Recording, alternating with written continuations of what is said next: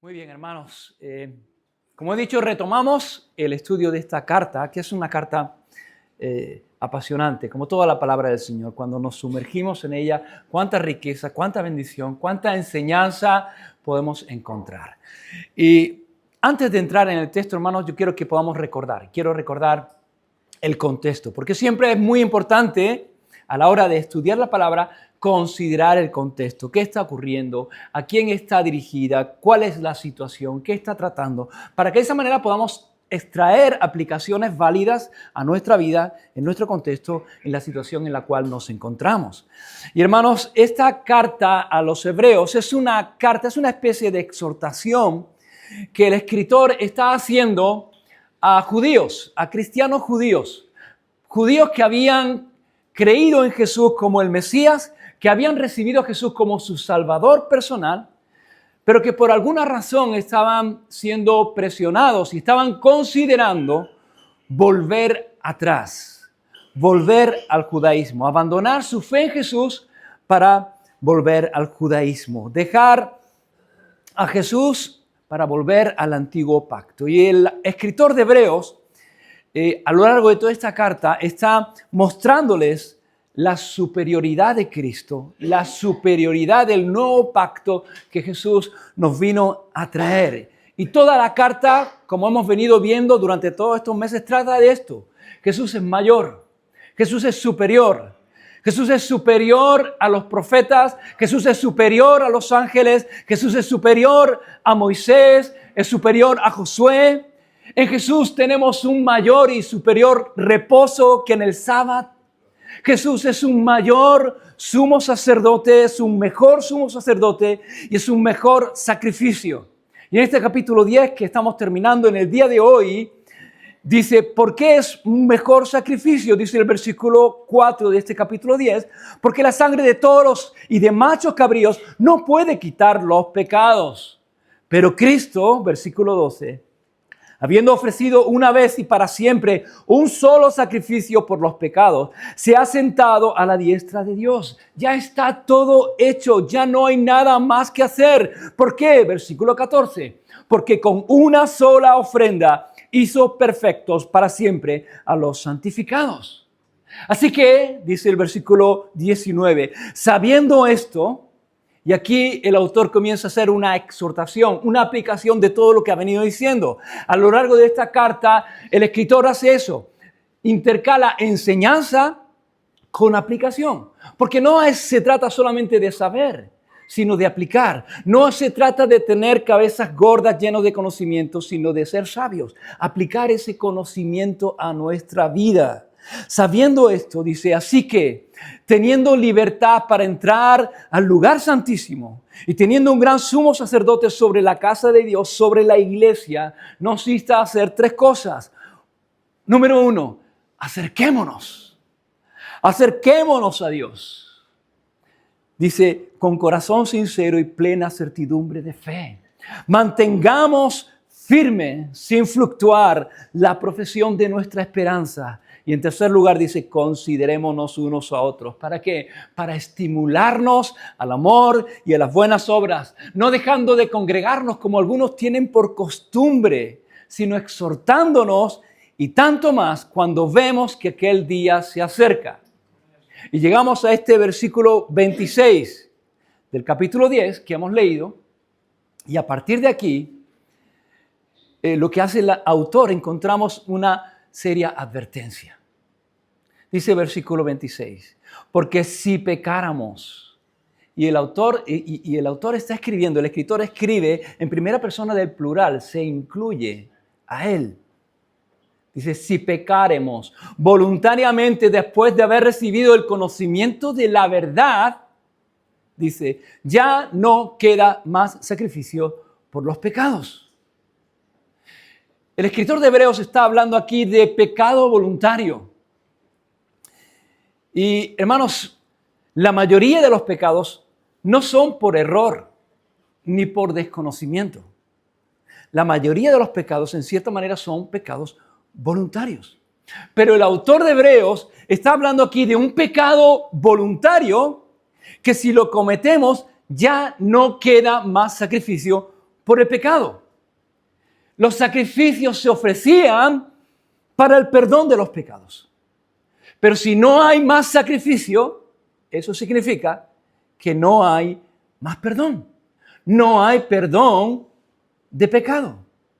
¿Cuál es ese pecado, hermanos? ¿Cuál es ese pecado tan grave para el cual ya no hay sacrificio por los pecados? La incredulidad. El rechazo a Cristo, rechazar a Cristo. Si ellos, dice, habiendo conocido la verdad, hermanos, ¿qué es la verdad? Esa fue la pregunta de Pilatos a Jesús. ¿Qué es la verdad? ¿Qué es, hermanos? Jesús es la verdad. Cristo es la verdad. Jesús dijo, yo soy la verdad. Si habiendo conocido a Cristo y la verdad sobre Cristo, deciden pecar voluntariamente, rechazar a Cristo, dice, ya no hay más sacrificio por los pecados. Si decidís abandonar vuestra fe en Cristo, si decidís abandonar a Cristo, fuera de Cristo no hay posibilidad de salvación. Hechos 2:4, Pedro dice, en ningún otro hay salvación. Porque no hay otro nombre bajo el cielo dado a los hombres en el cual podamos ser salvos. Juan el Bautista, cuando estaba llevando a cabo su ministerio en la tierra de Palestina, al ver a Jesús, lo señaló y dio testimonio acerca de Cristo, diciendo, he aquí el Cordero que quita el pecado del mundo. Cristo es el Cordero de Dios que quita el pecado del mundo. Ningún otro sacrificio puede quitar el pecado, pero Jesús es el que quita el pecado del mundo. Jesús dijo en Juan capítulo 10, versículo 9, yo soy la puerta. El que por mí entrare será salvo. Yo soy la puerta, no una puerta. La única puerta, hermanos, la única forma en la cual nosotros podemos entrar a la salvación y a la vida eterna es a través de Jesús y a través de su obra. Jesús dijo en Juan capítulo 14, versículo 6, yo soy el camino, la verdad y la vida, y nadie viene al Padre sino por mí. No un camino, el camino. No hay otro camino a la salvación. ¿No hay otro camino? No hay otro camino. ¿Cómo que no hay otro camino? Eso es muy exclusivista, ¿no te parece? Con todas las religiones que hay, ¿no hay otro camino? Bueno, sí hay otros caminos. Hay muchos caminos que el hombre pueda tomar. Tú puedes tomar muchos caminos, pero solo hay un camino que te lleva al Padre. Solo hay un camino que te lleva a la salvación. Proverbios dice, hay caminos que al hombre parecen derechos, pero su final es camino de muerte. Hay muchos caminos que este mundo te va a ofrecer. Hay muchas religiones que tú puedes indagar y conocer, pero solamente hay un camino que nos lleva al Padre. Solamente hay un camino que nos lleva a la salvación y se llama Jesucristo. Jesús es el único camino. Y si rechazas ese camino, si rechazamos el único medio por el cual podemos ser perdonados, ya no hay otro camino. Ya no hay más sacrificio por los pecados. Si cometes el pecado de rechazarlo, no queda más sacrificio por el pecado. No hay esperanza para la salvación de tu alma. ¿Qué queda? Versículo 27. Solo queda una horrenda expectación de juicio y de hervor de fuego que ha de devorar a los adversarios. ¿Qué adversarios, hermanos? Los adversarios de Dios. ¿Quiénes son los adversarios de Dios? Bueno, la Biblia claramente habla y señala al diablo y a los suyos como adversarios de Dios. Pero la Biblia también habla acerca del mundo como adversario de Dios. El mundo en el sentido de este mundo caído, inclinado, corrompido, inclinado al pecado, este sistema de cosas, es enemigo de Dios. Por eso dice Santiago, si os hacéis amigos del mundo, os constituís en enemigos de Dios. Y la Escritura dice también que el pecador rebelde es enemigo de Dios. Y tú y yo éramos enemigos de Dios antes de conocer al Señor. Pero ahora hemos sido reconciliados con Dios por medio de Cristo y por medio de su obra y su sangre derramada en la cruz del Calvario. Como dice Romanos 5:1, porque siendo enemigos, éramos adversarios de Dios, fuimos reconciliados con Dios por la muerte de su Hijo. En Colosenses capítulo 1, versículo 20 y 21 dice, y por medio de Él, ¿de quién, hermanos? De Jesús. Y solo Cristo, por medio de Él, dice, Dios ha reconciliado consigo todas las cosas, así las que están en la tierra como las que están en los cielos, haciendo la paz mediante ¿qué? Mediante la sangre de su cruz. Y vosotros también, que en otro tiempo erais extraños y enemigos en vuestra mente y haciendo malas obras, ahora os ha reconciliado. Hermanos, en Cristo, Dios nos ha ofrecido y nos ofrece la reconciliación por medio de su sangre. Hace nada estábamos en Navidad y estamos recordando que Jesús nació. ¿Dónde nació Jesús? En Belén. ¿Qué significa Belén? Casa de pan. Y aquel niño que nació por nosotros y para nosotros, cuando nació no fue colocado en una cuna como todos los niños, fue colocado en un pesebre, en un comedero de animales. Y Jesús dijo, yo soy el pan del cielo, yo soy el pan de vida, el pan que descendió del cielo, el pan que el Padre comparte con nosotros. Hermanos, y en el Oriente y en el tiempo en el que se escribe la Escritura, comer y compartir pan con una persona no es como ahora, simplemente tal vez puede implicar cierta relación. Pero cuando una persona tomaba pan y lo compartía con otra persona, tenía un significado especial. En aquel tiempo era costumbre, obligación, la hospitalidad. Hoy cada vez nos cuesta más trabajo ser hospitaleros, recibir personas en nuestras casas. En aquel tiempo era una obligación. Cuando alguien estaba de viaje a un lugar, sabía que podía llegar a cualquier ciudad y que allí iba a encontrar un lugar donde reposar y descansar. Y podía entrar en una casa y le iban a recibir en esa casa. Y tú ibas de viaje y entrabas en una casa y allí dormías, no conocías a las personas, pero además podías encontrarte con otras personas que también estaban de viaje, iban a dormir contigo, iban a pasar la noche. Y no los conocías, no sabías qué clase de persona era, no sabías si tal vez podían ser ladrones, tal vez mientras tú dormías podían robarte o podían hacer algo incluso peor, asesinarte. Pero si tú en esa noche, antes de dormir, tomabas pan, lo partías y lo compartías con esa otra persona que no conocías, tú con ese gesto estabas diciendo, te ofrezco mi amistad, no te voy a hacer daño. Seamos amigos. Y si la otra persona tomaba ese pan y lo recibía, estaba diciendo, ok, yo soy tu amigo, te ofrezco mi amistad, no te voy a hacer daño. Y Jesús es el pan que el Padre nos ofrece para reconciliarnos con Él.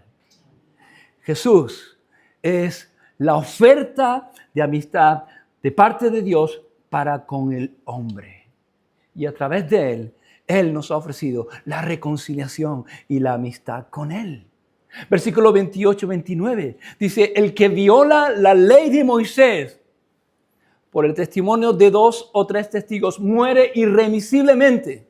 Ese era el castigo por el pecado en el antiguo pacto, en la ley, al cual ellos estaban pensando regresar. Y dice versículo 29, ¿cuánto mayor castigo pensáis que merecerá el que pisoteare al Hijo de Dios y tuviere por inmunda la sangre del pacto en la cual fue santificado e hiciere afrenta al Espíritu de gracia? El Padre nos ofrece lo más valioso para Él. Nos ofrece a su Hijo como ese pan de reconciliación. ¿Qué pensáis? Y hermanos, no es cualquiera. No estamos entre iguales. Nos encontramos con alguien que es todopoderoso. Él tiene todo el poder. Él es mucho mayor, mucho más fuerte. Él tiene todo el poder y Él nos ofrece a su Hijo con el pan de reconciliación. Nos ofrece su amistad.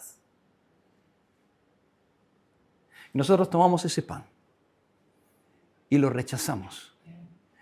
No quiero. Y lo pisoteamos. Y dice aquí, el autor de Hebreos define pecar deliberadamente, rechazar a Cristo habiendo conocido la verdad, como pisotear al Hijo de Dios. Como tener por inmunda, por común, por ordinaria, la sangre del pacto. Como afrentar al Espíritu de gracia. Y esta palabra afrentar aquí es insultar, despreciar, ofender deliberadamente al Espíritu de gracia. Jesús hablando acerca del Espíritu, del Consolador que iba a venir cuando Él se fuera. Él dice, cuando el Consolador venga, Él convencerá al mundo de pecado, de justicia y de juicio. Y esa es una parte de la labor del Espíritu Santo, es esa. Es convencernos de pecado. Él nos muestra la realidad de nuestra alma. Nos convence de pecado. Me convence de que yo soy un pecador. Que yo necesito un Salvador. Y que ese Salvador que yo necesito es Jesús. El Espíritu Santo siempre está apuntando a Jesús, el cual es el único que nos puede salvar. Y cuando nosotros rechazamos ese testimonio de parte del Espíritu Santo, no solamente estamos pisoteando al Hijo de Dios, no solamente estamos tomando por inmunda, por ordinaria, por común, la sangre de Cristo, la cual es preciosa, sino que estamos afrentando, insultando al Espíritu de gracia. Y eso es muy grave. En la Biblia, Jesús habló acerca del pecado imperdonable. La blasfemia contra el Espíritu Santo. Y a veces yo he encontrado personas que han venido a mí muy inquietos diciendo, creo que he cometido el pecado imperdonable, estoy inquieto porque ha venido un pensamiento a mi mente muy feo acerca y estoy inquieto y estoy... Si estás inquieto, es porque no quieres desagradar a Dios y quieres agradar a Dios. Si estás inquieto ya es señal de que no has cometido ese pecado imperdonable. ¿Cuál es el pecado imperdonable? ¿Cuál es el pecado que no tiene perdón? Rechazar la obra del Espíritu Santo, que te está convenciendo de pecado y te está haciendo mirar a Cristo. Cuando tú rechazas esa obra, estás rechazando a Cristo y estás rechazando el único medio para la salvación de tu pecado. Y eso es imperdonable. Tu pecado no puede ser perdonado si rechazas a Cristo, si rechazas a Jesús. Eso es gravísimo delante de Dios. Y si en el Antiguo Testamento, en el Antiguo Pacto, el castigo por quebrantar la ley era severo, dice el autor de Hebreos, ¿cuánto mayor castigo merecerá el que habiendo conocido la verdad de una manera deliberada, conociéndola, diciendo, sí, yo sé, y sé que soy un pecador, y sé que necesito un Salvador, pero lo rechazo, no quiero? Rechaza al Hijo, a su sangre y resiste al Espíritu Santo afrentando esa obra de amor que el Espíritu Santo hace por nosotros. Porque todo en la obra de la salvación es una obra de amor de parte del Padre. Es el amor del Padre enviando a su Hijo. Es el amor del Hijo entregando su vida por ti. Es el amor del Espíritu Santo tratando con tu vida y con tu corazón, haciéndote llevar y mirar a Cristo para que seas salvo. Y tú rechazas ese amor, ofendiendo a Cristo, ofendiendo a Dios gravemente, afrentando al Espíritu Santo. ¿Cuán grave no será eso? Dice versículo 30 de 31, dice, pues conocemos al que dijo, mía es la venganza, yo daré el pago, dice el Señor. Y otra vez, el Señor juzgará a su pueblo. Versículo 31, horrenda cosa es caer en manos del Dios vivo. Horrenda cosa es caer en manos del Dios vivo. Caer en manos del Dios vivo. ¿Sabes? Todos vamos a caer en manos del Dios vivo. Nadie va a escapar. Nadie puede escapar de su mano. Nadie va a escapar de su mano. Todos nos vamos a encontrar en un momento en las manos del Dios vivo. Pero ¿sabes? Para aquel que ama a Cristo, Para aquel que se ha arrepentido y ha puesto su fe en Cristo, ha venido a Cristo, estar en las manos del Dios vivo no es algo horrendo, no es algo horrible, es algo precioso. Porque es estar en las manos de nuestro Padre. En las manos de un Padre amoroso que nos ama, que nos cuida, que nos guía, que nos moldea, que nos lleva a su propósito, que es un propósito de bien, de bendición, que es un propósito bueno, perfecto, agradable. Pero para los que rechazan a Cristo, pisoteando al Hijo, teniendo por inmunda su sangre y enfrentando al Espíritu Santo, sí, horrenda cosa es caer en manos de Dios vivo. Porque es caer como pecador culpable en las manos de un juez justo, que no pasa por alto el pecado. En las manos de un juez justo que todo lo ve, todo está descubierto delante de tus ojos. No hay excusa posible, porque Él sabe todo lo que tú has hecho, todo lo que tú has pensado está abierto delante de los ojos de Dios. No solamente lo que tú has hecho, sino por qué lo has hecho, cuál es tu intención, cuál es tu motivación. No hay excusa posible. No podemos simplemente decir, sí, Señor, vale, tú sabes que yo he hecho, pero mi intención, pero yo pensaba, yo lo que quería. No podemos engañar a Dios. Él sabe lo que hacemos y por qué lo hacemos. Todo está descubierto delante de sus ojos. Y será encontrarnos delante de un Dios justo, que todo lo conoce, que todo lo sabe, que no pasa por alto el pecado, sino que castiga el pecado. Dios es amor. Dios es misericordia.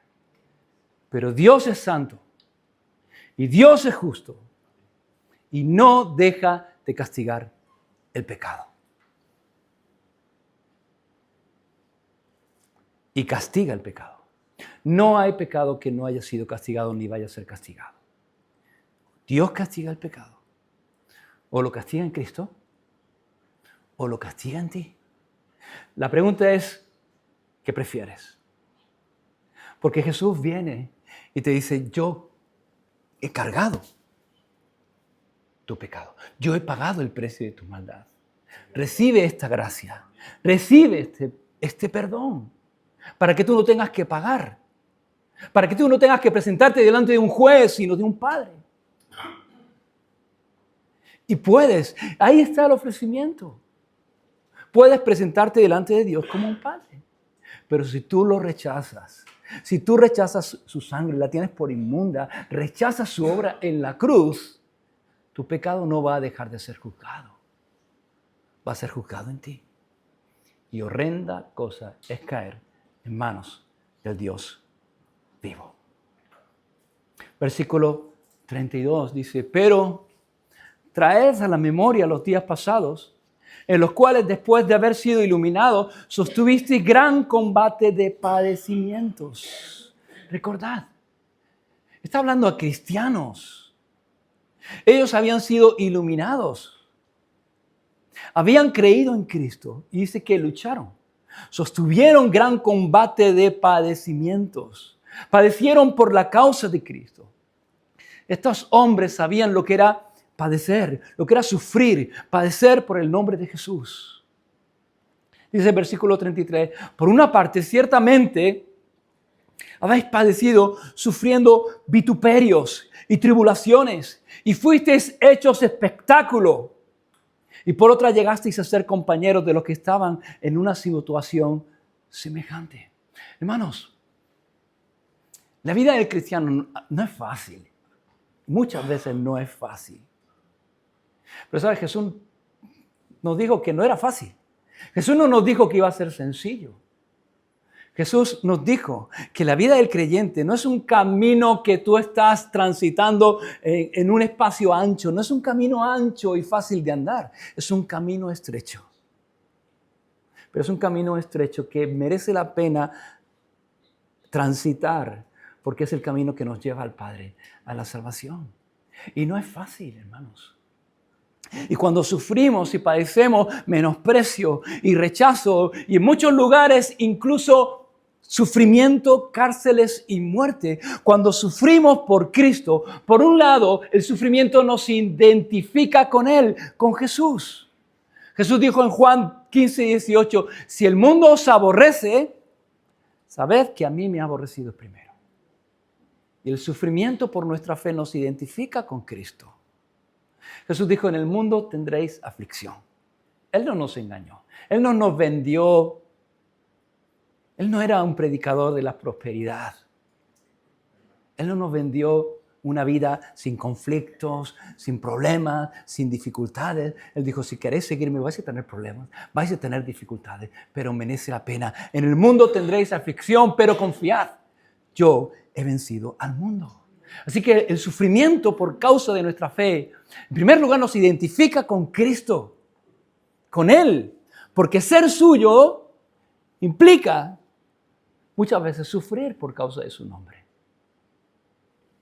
Pero también nos identifica, por otro lado, con aquellos, con el resto de los creyentes, con nuestros hermanos, con aquellos que de la misma forma también y por la misma causa también están sufriendo y padeciendo persecución.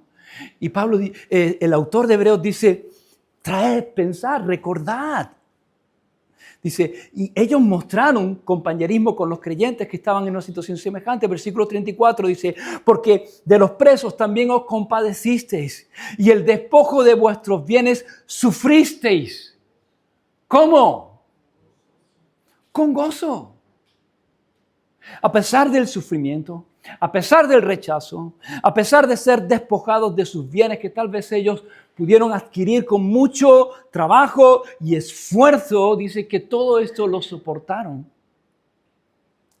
No con quejas, no con preguntas a Dios, sino con gozo. ¿Por qué? Dice, porque sabían algo. Porque sabían que ellos tenían algo que nadie les podía quitar. Le podían quitar sus casas, le podían quitar sus bienes.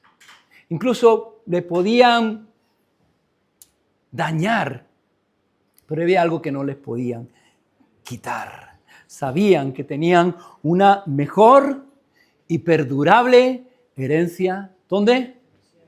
En los cielos. Pedro abunda en esta idea. En 1 de Pedro capítulo 1:4 dice, una herencia incorruptible, que no se corrompe, que no se deteriora, incontaminada, pura, inmarcesible, reservada en los cielos. ¿Para quién? Para vosotros. Inmarcesible significa que no se desvanece. Significa que la ves y sigue ahí. Y no ves el final porque no tiene final. Porque es eterna. Hermano, todo aquí es temporal. Todo a este lado de la eternidad es temporal. Y cualquier situación en la que tú y yo nos podamos encontrar a este lado de la eternidad, cualquier circunstancia que podamos atravesar o que podamos estar atravesando, es temporal. Piénsalo, es temporal. No va a durar siempre. Todo aquí es temporal.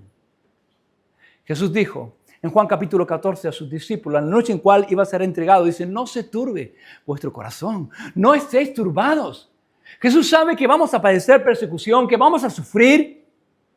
Primero porque estamos en un mundo caído, que le ha dado la espalda a Dios y en cuyo el sufrimiento forma parte de este mundo. Y segundo porque somos creyentes. Como dice Pablo, todo aquel que quiera vivir piadosamente va a padecer persecución. Jesús sabe que vamos a sufrir, pero Él no quiere que suframos. Él no quiere que pasemos por esos momentos, esas circunstancias turbados, con temor, con angustia. Él dice, no se turbe vuestro corazón. Creéis en Dios, creed también en mí. En la casa de mi Padre muchas moradas hay. Si así no fuera, yo os lo hubiera dicho. Voy pues a preparar un lugar para vosotros. La Biblia dice que tú y yo estamos en el mundo, pero no somos de este mundo. Tú y yo somos lo que la Biblia dice, extranjeros y peregrinos.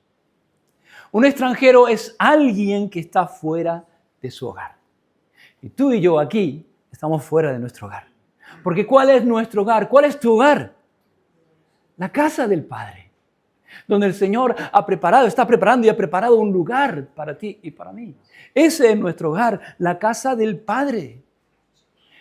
Y un peregrino es alguien que va camino de su hogar, camino a casa. Estamos fuera de nuestro hogar, somos extranjeros, pero somos peregrinos, vamos camino de nuestra casa, vamos camino de nuestro hogar. Y no sabemos, hermanos, qué nos vamos a encontrar en el camino. Pero sí sabemos a dónde vamos y cómo acaba el camino. Nuestra travesía tal vez puede ser incierta, pero nuestra llegada al hogar no. Nuestra vida aquí, hermanos, es una mala noche en una mala pasada. Pero nuestra vida con Él, lo que nos espera, que es una eternidad, será un eterno día en una mansión preparada por el Señor para nosotros. Y no solamente para nosotros, sino con Él, que es lo mejor. Con Él, para que estemos con Él. Pablo dice en Romanos 8:18, y Pablo fue alguien que sufrió, sabía lo que era sufrir por Cristo. Y él podía mostrar las marcas de su fe en su propio cuerpo, los azotes, los golpes, los latigazos. Él sabía lo que era sufrir. Pero él dice en Romanos capítulo 8, versículo 18, dice, yo tengo por seguro que las aflicciones de este tiempo presente no son comparables con la gloria venidera que en nosotros ha de manifestarse. Y el autor de Hebreos, el escritor de Hebreos, le recuerda a ellos, le dice, traed a la memoria, recordad estas cosas.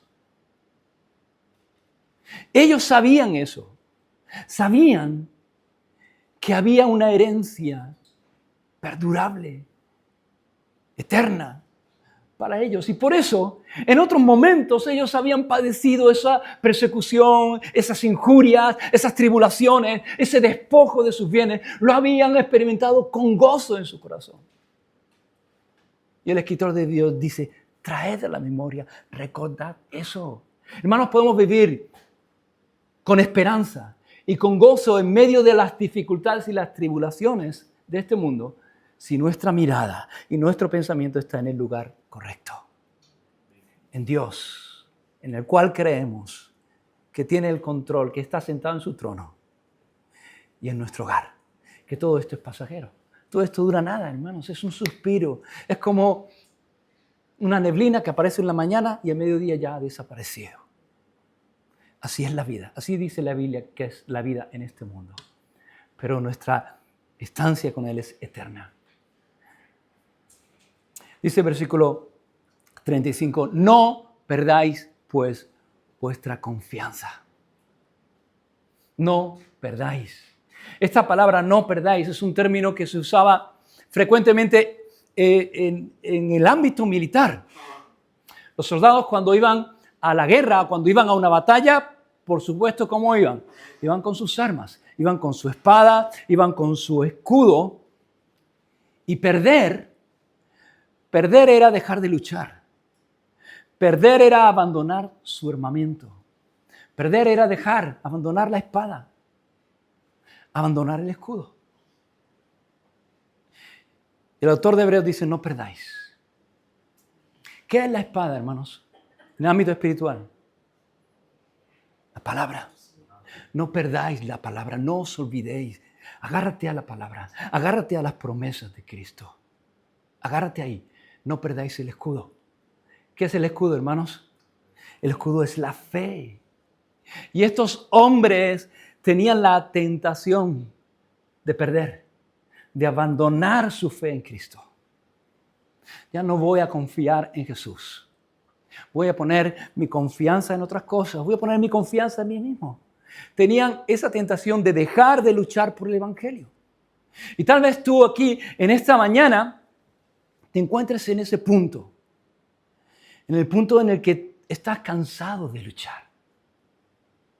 En el punto en el que estás considerando dejar de luchar por el Evangelio.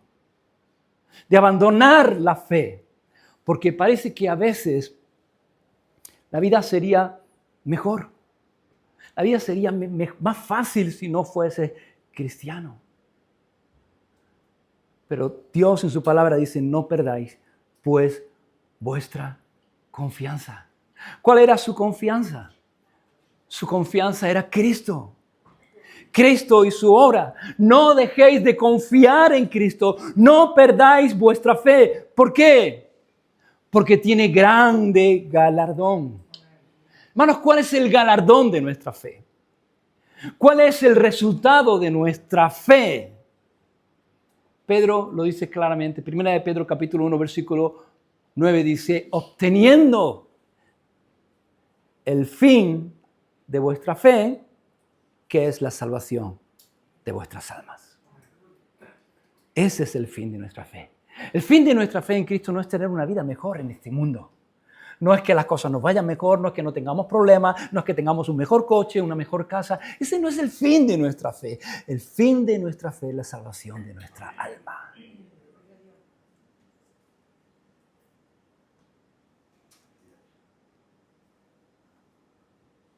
Versículo 36.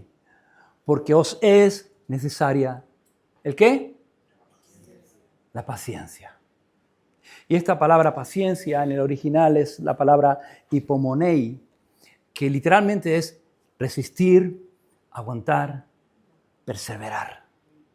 Dice, os es necesaria la paciencia, os es necesaria la resistencia, resistir, aguantar, perseverar. ¿Para qué? Para que habiendo hecho la voluntad de Dios. Y de eso se trata, de saber cuál es la voluntad de Dios. ¿Cuál es la voluntad de Dios? Jesús dijo en Juan capítulo 6, versículo 29, esta es la voluntad de Dios, que creáis en el que Él ha enviado.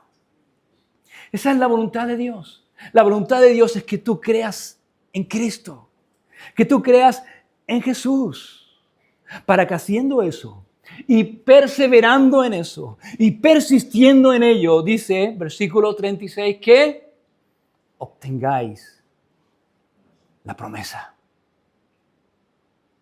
Pablo y el autor de Hebreos también habla y define la vida cristiana, nuestra vida, la vida del creyente, como una carrera que tenemos por delante y que tenemos que correr. Lo vamos a ver en el capítulo 12, cuando lleguemos al capítulo 12 de Hebreos. Como el autor de Hebreos también tiene esta idea de que la vida del cristiano es una carrera.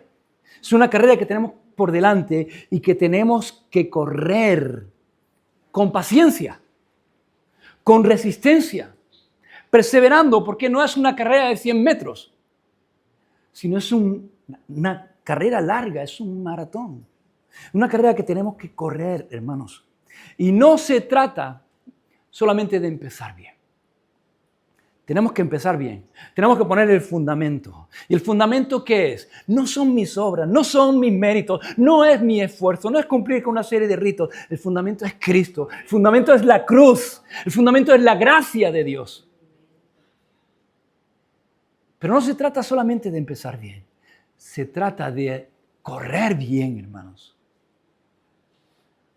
Pablo le dice a los Gálatas, vosotros corríais bien. Pero ahora estáis creyendo en un evangelio diferente y no hay otro evangelio. ¿Quién os estorbó? Correr bien, hermanos. Empezar bien, correr bien y terminar bien, hermanos.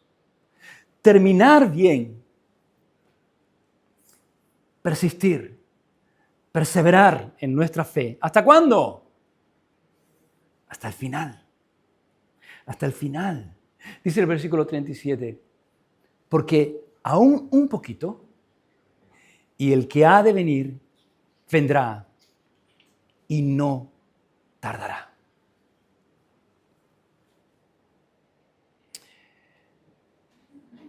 Y el autor de Hebreos está hablando aquí ¿de qué? Está hablando de la segunda venida de nuestro Señor Jesucristo. En el pasaje que antes hemos citado, en Juan capítulo 14, dice, esto no se turbe vuestro corazón, ni tengáis miedo, no se turbe vuestro corazón, creéis en Dios, creed también en mí. En la casa de mi Padre hay muchas moradas, Si así no fuera, yo le hubiera dicho, voy a preparar un lugar para vosotros. Y luego dice, y si preparara el lugar, vendré a vosotros y os tomaré a mí mismo. ¿Para qué? Para que donde yo estoy, vosotros también estéis. El Señor volverá, hermanos, y no tardará, dice el autor de Hebreos, aún un poquito, dice, y el que ha de venir, vendrá. La expectativa del escritor de Hebreos es que la venida del Señor estaba cerca. La inminencia de la venida. Esa era la expectativa de la iglesia del siglo I. Esa era la expectativa de la iglesia, ha sido la expectativa de la iglesia a lo largo de los siglos y debe ser nuestra expectativa en el día de hoy. La inminencia de la segunda venida de nuestro Señor Jesucristo. Jesús dijo que iba a morir en una cruz. Él dijo que iba a poner su vida por las ovejas. Y Jesús cumplió su palabra. Jesús murió en una cruz y Él puso su vida por ti y por mí. Jesús dijo que al tercer día iba a resucitar. Y al tercer día Él resucitó y la tumba quedó vacía porque la muerte no le pudo retener. Pero Jesús dijo, vendré otra vez. Y el Señor vendrá otra vez. Ya, pero ¿cuándo? ¿Cuándo va a venir? Porque han pasado ya 2000 años. Y los cristianos, el autor, el escritor de Hebreos decía, un poquito. Y la iglesia del siglo I decía, un poquito. Y han pasado ya 2000 años. Va a venir, pero ¿cuándo va a venir? Pedro acerca de esto dice, en 2 de Pedro capítulo 3, versículo 8, dice, oh amados, no ignoréis esto, que para el Señor un día es como 1000 años, y 1000 años como un día. Y el Señor no retarda su promesa, según algunos la tienen por tardanza, sino que es paciente para con nosotros, no queriendo que nadie, ninguno perezca, sino que todos procedamos al arrepentimiento. Y Él continúa, pero el Señor vendrá. Y el día del Señor vendrá como ladrón en la noche, a la hora que no penséis. Así que no pienses que el Señor no va a venir pronto, a la hora que no penséis. Si tú piensas que el Señor no va a venir pronto, cuidado, porque esa es la hora que no piensas. El Señor vendrá a la hora que no penséis. Hermano, yo no sé. Yo no sé si el Señor va a venir ya, porque el Señor puede extender su misericordia mucho tiempo más. Yo no sé si la segunda venida de nuestro Señor Jesucristo será en esta generación o no. No lo sé.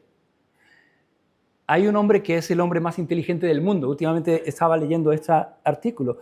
El hombre más inteligente del mundo comprobado, ¿no? por todas estas test que se hacen para prueba de inteligencia. 273 de índice de inteligencia. Eso es una barbaridad. Einstein, que es uno de los hombres más inteligentes de la historia, tenía 160. Este coreano tiene 273 y es cristiano. Y él dice, Dios existe y la ciencia puede demostrar la existencia de Dios. Y este hombre dice que Cristo va a venir en esta generación. Yo no lo sé. Yo no lo sé. Yo no sé si cuándo va a venir el Señor. Yo no puedo poner una fecha, no puedo decir en tal año o en tal fecha. Solamente puedo decir el mes. Que será en el mes de abril, ¿no? Porque eso lo dice la Biblia, en un abril y cerrar de ojos. Yo no lo sé, hermanos. No sé cuándo va a venir. Pero sí sé que va a ser pronto. Sí sé que va a ser pronto. Porque dice un poquito. Y será un poquito, hermanos. Porque ya sea que el Señor venga a nosotros en su segunda venida o que el Señor venga a nosotros cuando partamos de este mundo, será pronto. Porque esta vida es un suspiro. Mira, acaba de pasar Navidad. Mira, ya te lo digo. Cuando menos te des cuenta, estamos otra vez comiendo polvorones. La vida pasa muy rápido. Los años pasan muy rápido. Hace nada estaba viendo yo Pocoyo con mi hijo y tiene ya 23 años. Eso fue la semana pasada, ¿eh? La vida pasa volando. Y en un poquito, el Señor vendrá. El Señor vendrá. Cuando Jesús dice, vendré a vosotros y os tomaré a mí mismo, yo sé que está hablando de la segunda venida. Pero hermanos, yo creo, y esto esto es lo que yo creo, ¿eh? No está en la Biblia, no va a ser, eso es lo que yo creo. Yo creo que cuando un cristiano muere, el Señor viene. Dice, vendré a vosotros. Y cuando nosotros cerremos los ojos a este lado de la eternidad y lo abramos al otro lado de la eternidad, yo creo, espero y quiero que lo primero que yo vea sea al Señor Jesús viniendo a buscarme para llevarme, para hacerme con Él y llevarme con Él para estar siempre con Él. Un poquito, hermanos, es un poquito. Así que seamos pacientes, perseveremos, porque el tiempo al lado de la eternidad, de este lado de la eternidad, es corto, un poquito, y el que ha de venir vendrá y no tardará. Versículo 38 dice, mas el justo vivirá por fe. Hermanos, este versículo es un versículo que se repite 4 veces en la Biblia. Aparece en Habacuc, aparece en Romanos, capítulo 1, aparece en Gálatas y aparece también aquí en Hebreos. 4 veces el mismo versículo, de la misma manera. Mas el justo por la fe vivirá, mas el justo vivirá por la fe. Y es muy importante, es un versículo muy importante. Martín Lutero, todos sabemos quién es Martín Lutero, no tengo que explicarlo. Él, antes de conocer la verdad de la gracia de Dios, él vivía afanado y se afanaba con cumplir con todos los rituales de su religión a la perfección y cumplir con todo. Se afanaba en estudiar la Biblia, se azotaba para poner su cuerpo en servidumbre, castigando de alguna manera, a veces castigando mi cuerpo, la carne, mi espíritu es más fuerte. Ayunaba, procurando estar bien con Dios, porque era muy consciente de su pecado. Y era muy consciente de la santidad y de la justicia de Dios. Y él decía, ¿cómo puedo estar bien con Dios? Esa era su pregunta, ¿cómo puedo estar bien con Dios? Y a través de todas esas cosas lo procuraba, pero no eran suficientes. Él siempre tenía esa sensación de la verdad, de la inmundicia, de la realidad de su alma, de su pecado y de un Dios santo y justo que le esperaba al otro lado de la eternidad. Y leyó Romanos capítulo 1, mas el justo por la fe vivirá, y decía, yo no puedo vivir porque no soy justo. Martín, estás leyendo mal. No estás entendiendo bien el versículo. Lo que te hace justo es la fe en Jesús. Es la fe en Jesús. Y cuando tú pones toda tu fe en Cristo y en su obra, toda tu confianza en Jesús, entonces su justicia te es imputada. Y Dios ya no te ve por tus méritos. Dios no te ve ya por tus obras, te ve por la obra completa de Jesús en la cruz. Te ve justo. No se trata de vivir bien para ser justo, se trata de vivir en Cristo para que su justicia te sea imputada. Y de esa manera puedes vivir delante de Dios. De esa manera puedes tener vida eterna. Dice, mas el justo por la fe vivirá, y si retrocediere no agradará a mi alma. Pero nosotros no somos de los que retroceden para perdición, sino de los que tienen fe para preservación del alma.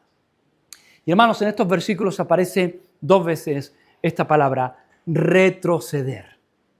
Porque eso es lo que ellos estaban pensando hacer. Eso es lo que ellos estaban considerando, retroceder, volver atrás, abandonar su fe en Jesús para volver al judaísmo. Retroceder es abandonar a Cristo. Y abandonar a Cristo es perder tu alma.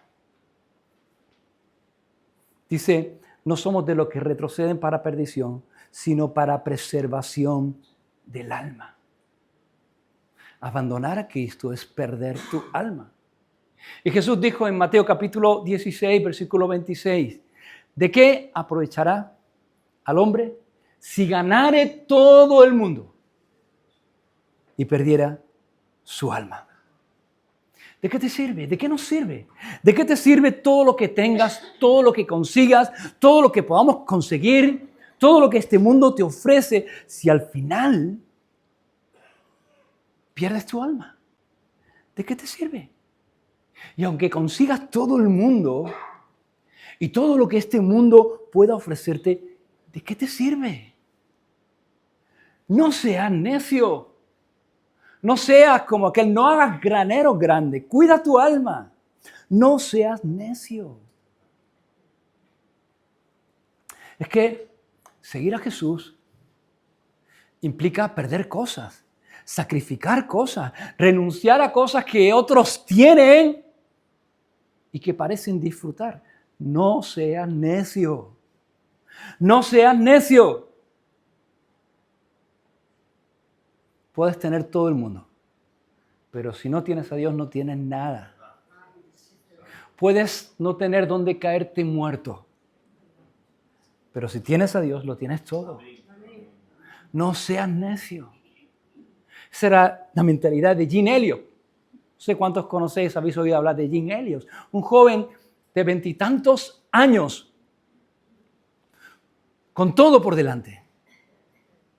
Una persona brillante, con estudios, con preparación, con todo por delante. Y él decidió poner toda su vida no para servirse a sí mismo, no para servir al mundo y a los placeres de este mundo, sino para servir a Dios. Se fue de misionero a Ecuador.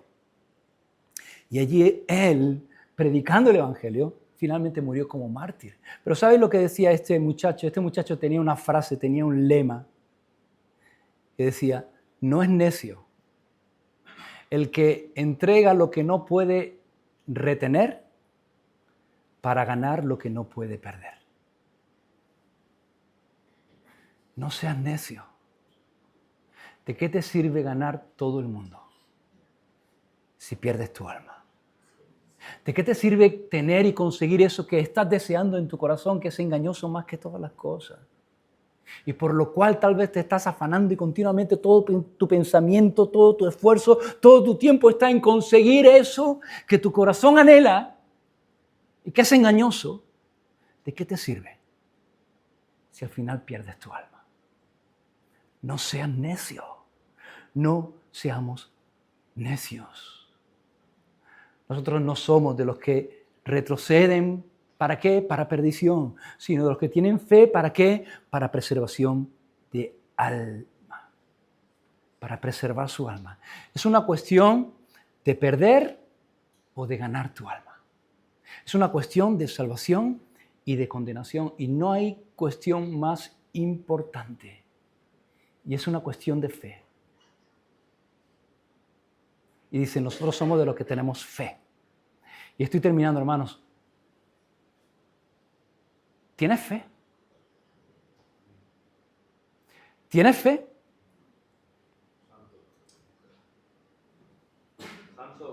Santo no. ¿Tienes fe? Es santo, ¿eh? Sí es santo. Pero la pregunta es, ¿tienes fe? Sí. Te quiero hacer otra pregunta. ¿En qué tienes fe? ¿En qué está puesta tu fe? Porque hay mucha gente que tiene fe. Y hay mucha gente que tiene mucha fe. Y hay mucha gente que te dice, yo tengo fe. Yo tengo una gran fe. ¿Pero en qué tienes fe? Yo tengo fe en la ciencia. Yo tengo fe en el hombre. Yo tengo fe en mí mismo, en mi capacidad, en mis obras, en lo que yo puedo hacer. Yo tengo fe en mi religión. Yo tengo fe en los santos, en la Virgen. ¿En qué tienes tu fe? Porque, hermano, no se trata solamente de tener fe, sino de dónde colocamos esa fe. Porque puedes tener mucha fe, pero si está en el lugar incorrecto, de nada te sirve. Lo que me salva no es tener fe. Lo que me hace vivir no es tener fe. Lo que me trae vida es tener fe en Jesús y en su obra en la cruz por mí. Él es la única puerta a la salvación, el único camino al Padre, el único nombre en el cual podemos ser salvos. Y estas personas estaban considerando dejar el tesoro escondido, la perla del gran precio, para volver atrás, para volver a lo que ofrece este mundo, que es basura en comparación. Mantente firme, hermanos. Perseveremos en nuestra fe en Jesús. Va a haber problemas, va a haber problemas. Va a haber dificultades, va a haber dificultades. Va a haber momentos en los que nos parezca que lo que el mundo nos ofrece es mejor, que nos va a parecer tal vez que seguir a Cristo es pérdida. No te dejes engañar por el diablo, no seas necio. Persevera, mantente firme, no vuelvas atrás. Hermanos, podemos hacerlo con gozo si mantenemos nuestra comunión con el Señor, si mantenemos nuestra vida en aquel que está sentado en el trono, si mantenemos la perspectiva no en las cosas de este mundo, sino en esa herencia incorruptible, incontaminada, inmarcesible, que Dios tiene preparada en los cielos para cada uno de nosotros. Si mantenemos la perspectiva correcta, Pablo decía, poned vuestra mirada, no en las cosas de este mundo, sino en las cosas de arriba. ¿Dónde está quién? Jesús. Hermanos, tenemos que enamorarnos del Señor. Porque cuanto más enamorados estemos del Señor, menos nos va a interesar las cosas de este mundo. Porque lo que me interesa es dónde está mi amado. Lo que me interesa es estar con mi amado. Miremos a Cristo. Amén. Vamos a orar.